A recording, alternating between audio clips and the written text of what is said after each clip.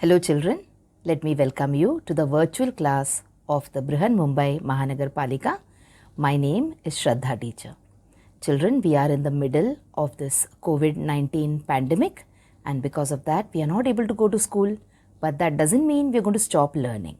So we are going to do many lessons which are very interesting from your textbook through the virtual class here. So let us do a lesson in English today. So children, as promised earlier, I'm back with a lesson in standard 10th. Subject is English.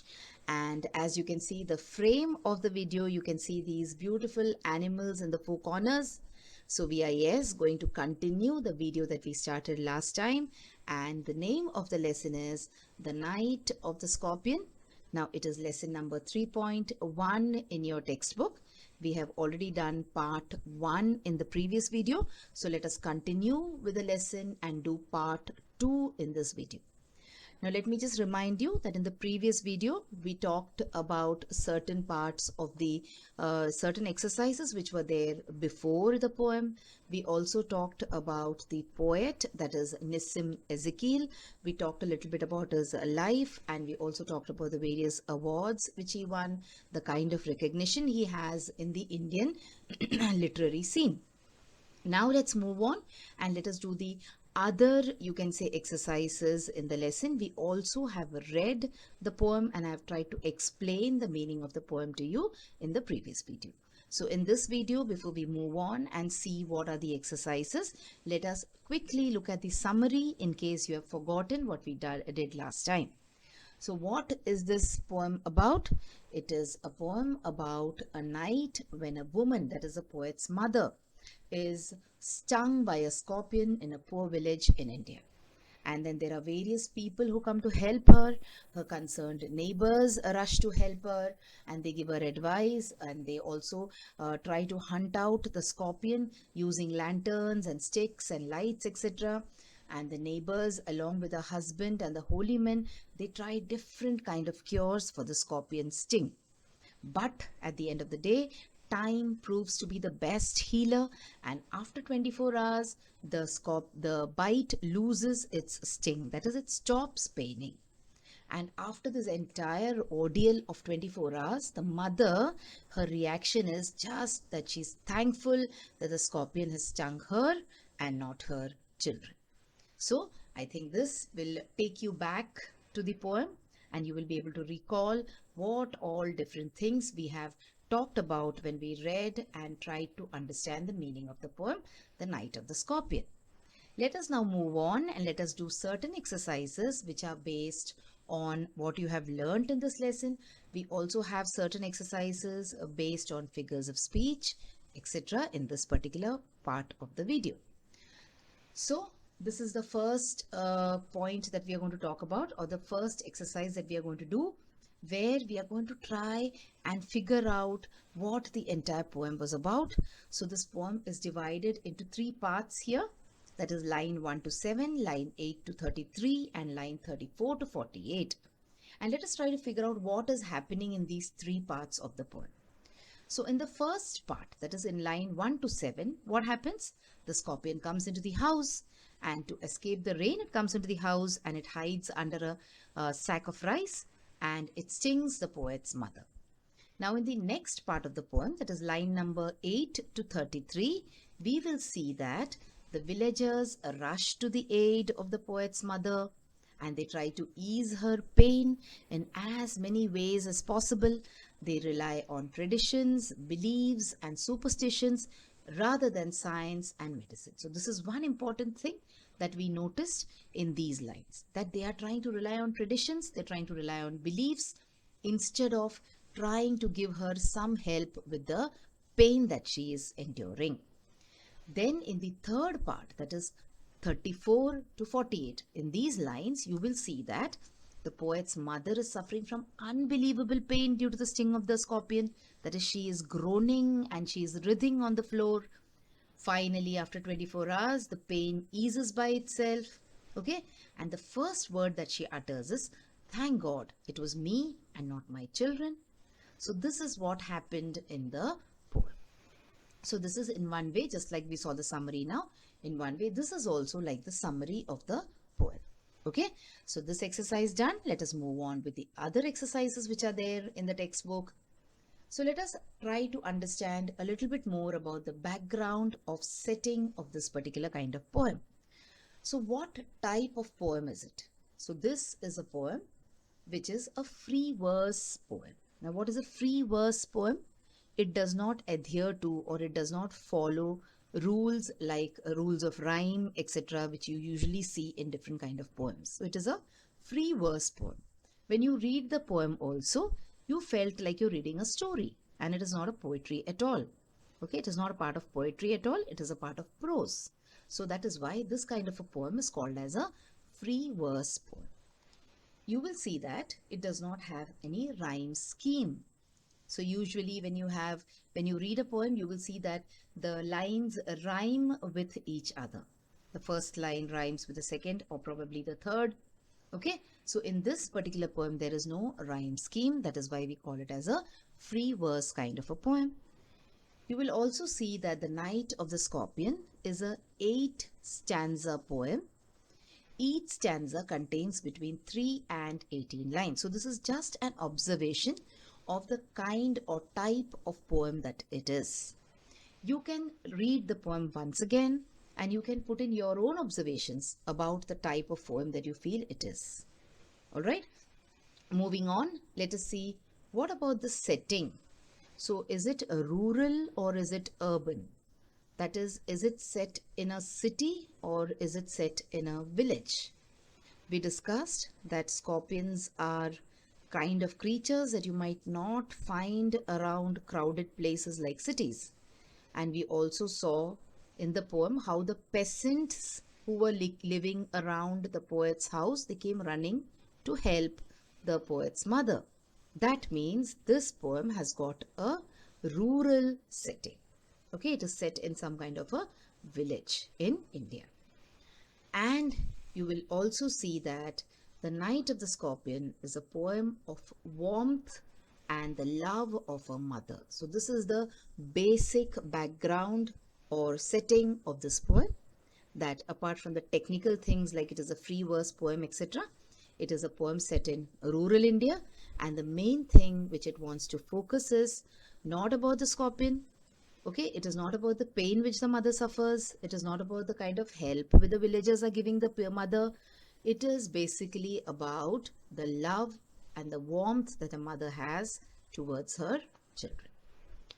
Moving on, let us talk about the you can say the next part of the lesson, where we are trying to figure out how much you have understood. So this is a multiple choice kind of a question. Okay, so you're supposed to choose certain alternatives from here and you're supposed to find out what the answer is.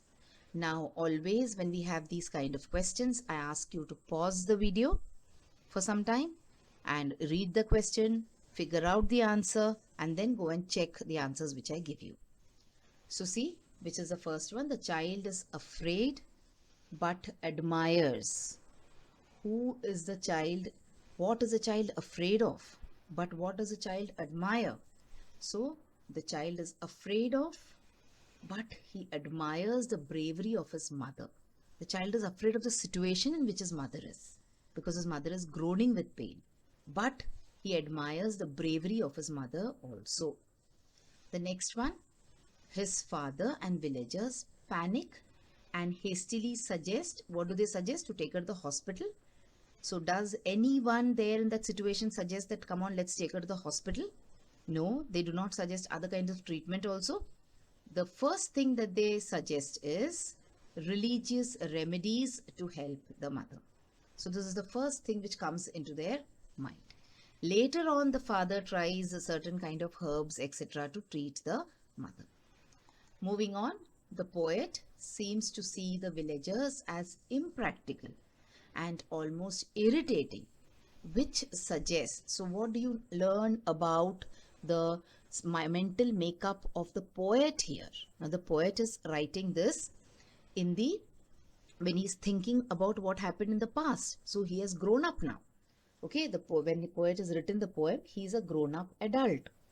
And you can say that there is some kind of emotion regarding the villagers which you can see in the poet's writing. And what is it? So is the poet critical of caste? Is the poet critical of religion here? Or is the poet critical of tradition? So we can see that the poet is a little bit critical about religion here. Okay, religion in the sense the kind of rituals you do in order to ease the pain of a person.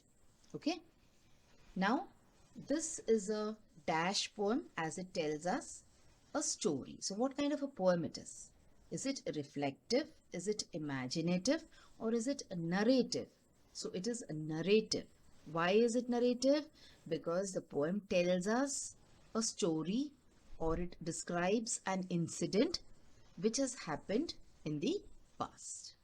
Okay, so it is a kind of a story which comes out in the poem, so it is narrative. Using the first person gives the feeling that it is told from. So see, he has used words like me, I, my mother, my father. So he is using the first person pronoun. So what does it tell you? It tells you that it comes from personal experience. So it is his own personal experience. It is something which has happened to his mother. All right. So these are things which you can say find out, or you can come to a conclusion after you read the poem. Now children, I would like to highlight one small thing here. See, this question you can also say choose the third answer. Okay, the poet is critical of tradition also you can say. It depends on how you're looking at it. So let's move on and let us see the next, you can say, question. So the poem is titled Night of the Scorpion. For the major part of the poem, what happens in the major part of the poem? The mother remains triumphant at the night, the scorpion is the victor, or the father succeeds in curing the mother. So why it is called Night of the Scorpion, not Night of my mother or Night of my father? Because here, who is the person who has succeeded in giving a lot of pain to the mother, irrespective of all the kind of treatments that people have tried? It is a scorpion. So that is why we say that the scorpion is the victor over here. He is the person who has won the game over there. That is why the poem is titled as Night of the Scorpion. Now the next is the peasants chant the name of God to, why do they chant the name of God? To nullify the stinging experience, or to praise God, or to appease God. They chant it to nullify the stinging experience. They want God to step in and to do away with the pain that the mother is suffering because of the stinging of the scorpion. The next one, the click of tongues reflect their dash to the predicament. Predicament means now they are resigned to fate. Now they know that this is what is happening and we cannot do anything about it. So what does the click of the tongue reflect? It reflects a collective response of the people. Okay, it is everyone together responding when they do not find the scorpion instead of searching for it high and low. All right, children. So these were some exercises, or this was the exercise based on comprehension of the poem. So like I always keep repeating so that you do not forget and you do not continue to just watch the video. Whenever you come across a question like this, you should always pause the video and you should always have your textbook open with you. That is the first thing which I will tell you, and I've always been telling you this because all these questions have been picked up from your textbook. So you can open your textbook, try to figure out the answers, and then you can go back and check the answers. All right.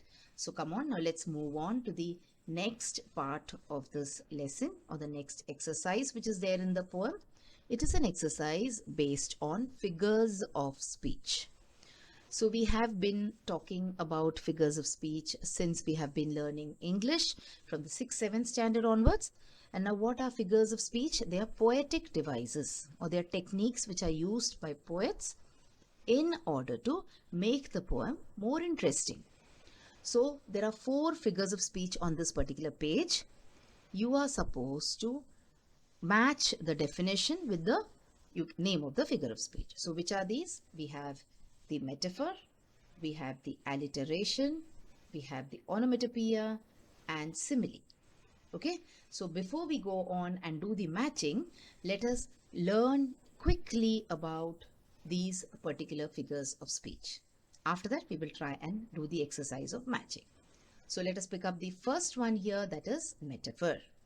So a metaphor is a figure of speech in which things are compared by stating that one thing is another. So you're comparing two things, but you're saying that one thing is another. So you're comparing by saying that these are similar or these are the same. For example, see, the clouds are cotton balls in the sky.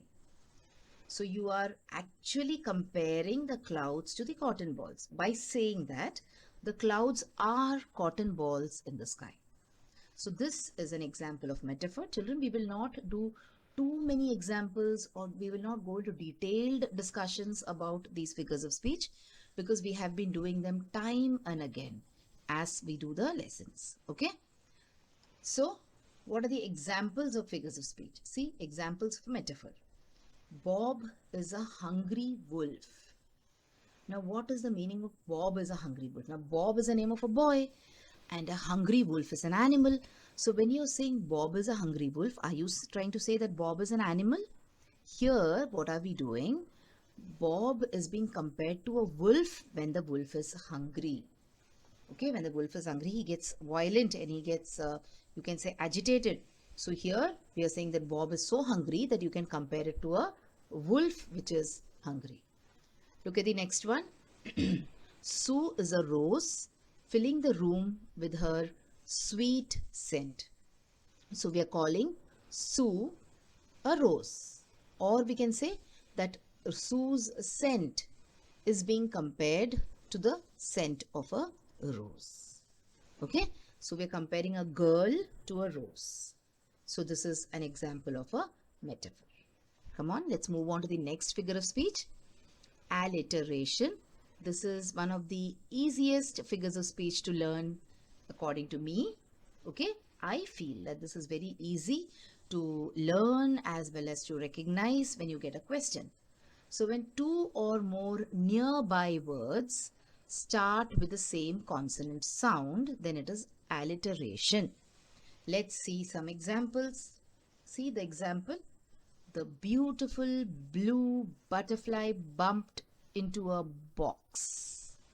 Okay, so we are talking about the beautiful blue butterfly. So see, the words beautiful blue butterfly bumped box, all these start with the sound of the consonant B from the English alphabet. All right. So this is why this particular line is an example of alliteration. The beautiful blue butterfly bumped into a box. All right. So this is alliteration for you. Let us go to the next one. What is onomatopoeia? Now, onomatopoeia is a word or a group of words which imitates the sound it is describing. So when you hear the sound, when you read the sound of something in a sentence, sounds like bus, thud, slam, bam, then that is an example of onomatopoeia. So this also is very, very easy to recognize in a sentence. Okay. For example, see here, quack, quack. So when you read the word quack, quack, you can immediately visualize a duck walking around with its open bill. All right. Then when you see words like zzz, someone is sleeping. All right. So these are all examples of onomatopoeia. Then we have the last one, simile. Now this is also where you compare two things. Now simile is also simple as per me. Now you might say that I teach English, so I find all this simple. It is not like that.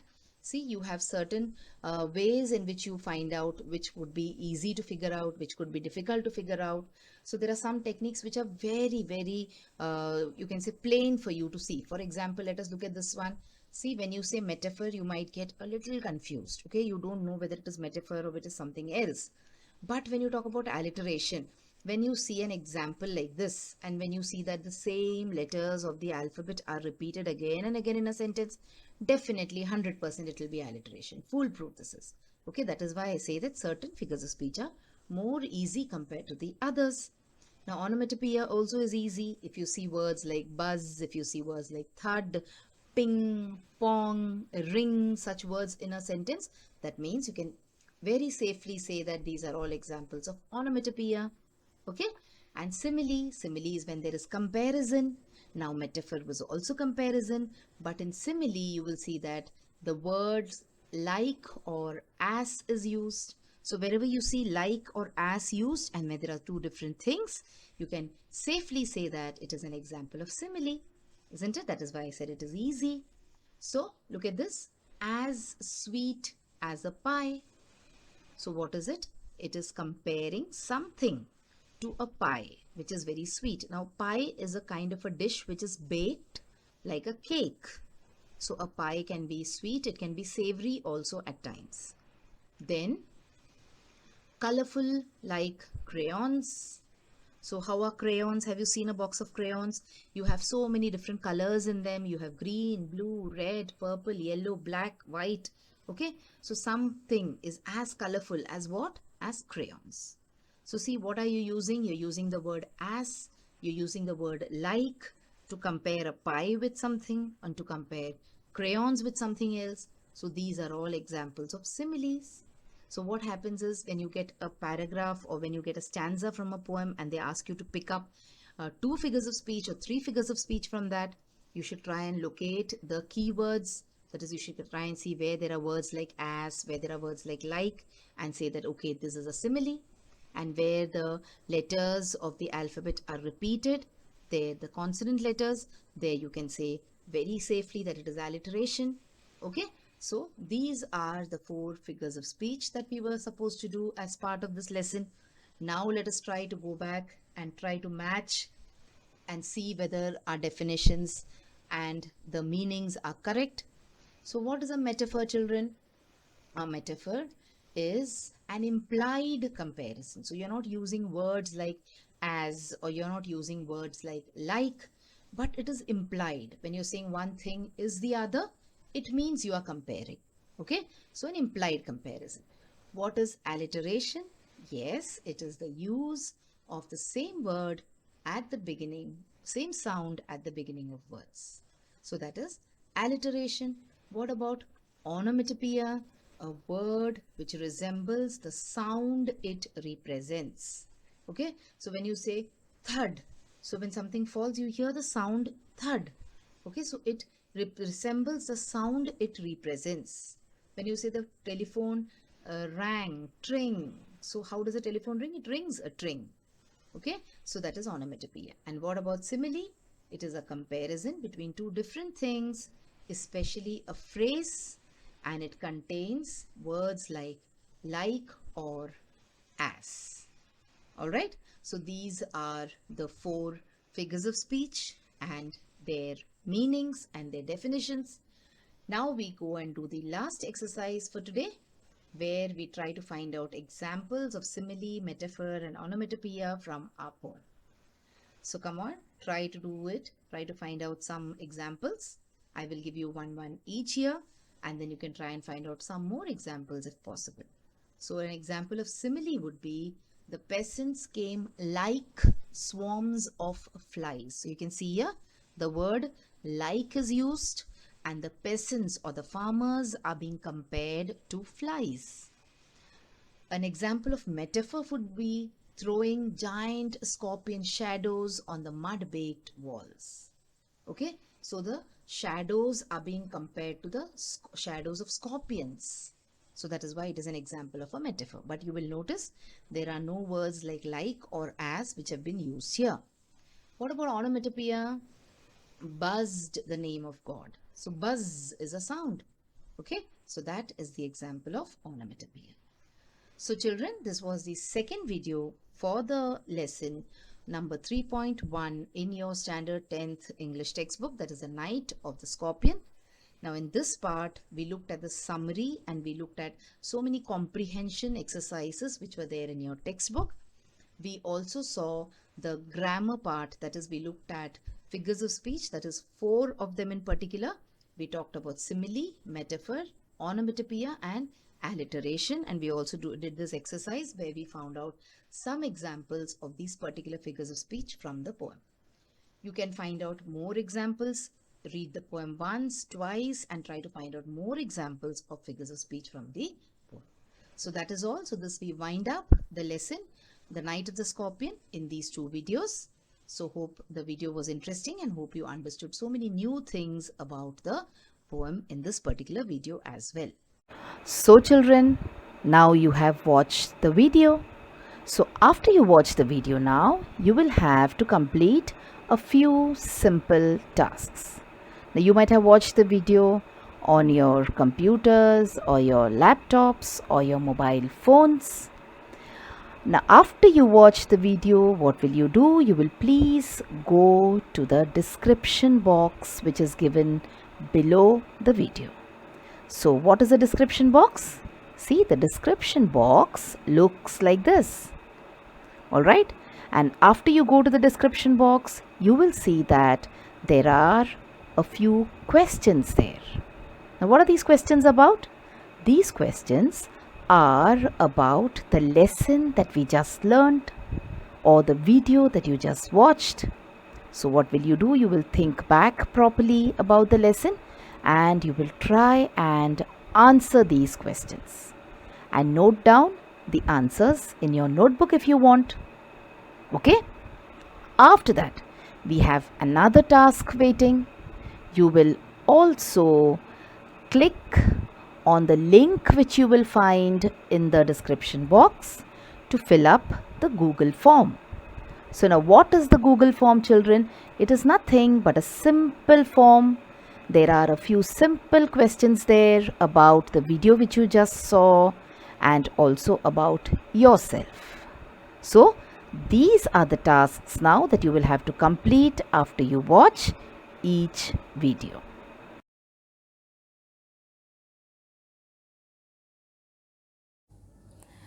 So children, wasn't that a very interesting lesson? I'm sure you learnt a lot of new things in this lesson. If you have liked this video, please hit the like button and also subscribe to my video so that you will get to see all the videos which I keep posting regularly.